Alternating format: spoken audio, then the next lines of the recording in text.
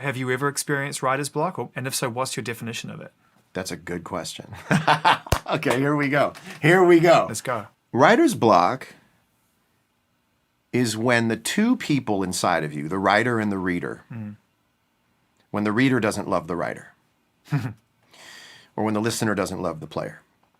And so writer's block is not a failure to write. It is a failure to catch this feedback loop of enjoying what you're seeing and wanting to contribute more to it. Right. So writer's block for me doesn't happen as often as it does for other people because I know when I'm ready to sit down and go for it.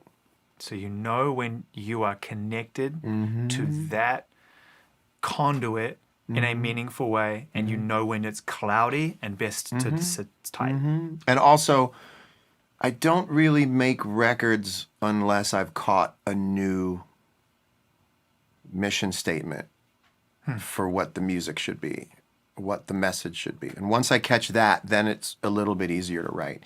So the reason my records are so different, sort of thematically, is because I just have to wait until I catch a new Feel. script idea. Yeah. You know, I'm beginning to look at what I do more like a film director. Yeah. Not to be artsy-fartsy. It's okay, man. I think the idea of being conceptual is misunderstood and often maligned within the creative. That's right. The music That's industry. right.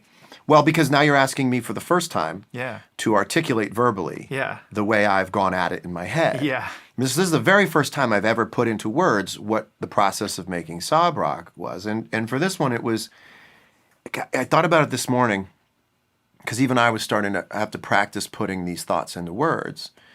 I think I got more out of Once Upon a Time in Hollywood than I ever expected to get out, in terms of it being an achievement, an aesthetic achievement. And I thought a lot about being a director on this record, having tenure, having what the kids call clout. If I'm working on a movie or a record, then people might want to know what that idea is and might trust that whatever that idea is worth watching or listening to keep the metaphor running. I'm with it. So to me, it's like sitting down to write a movie. Oh, I have an idea for a movie. I don't hear about movie writers getting writer's block. I just hear about them picking different projects.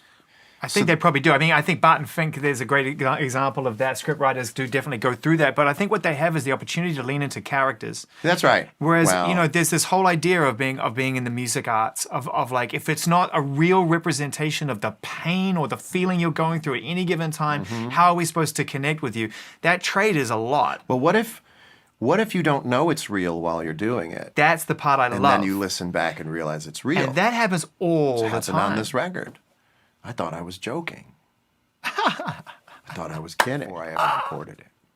Whenever I want to write a big song, I can't.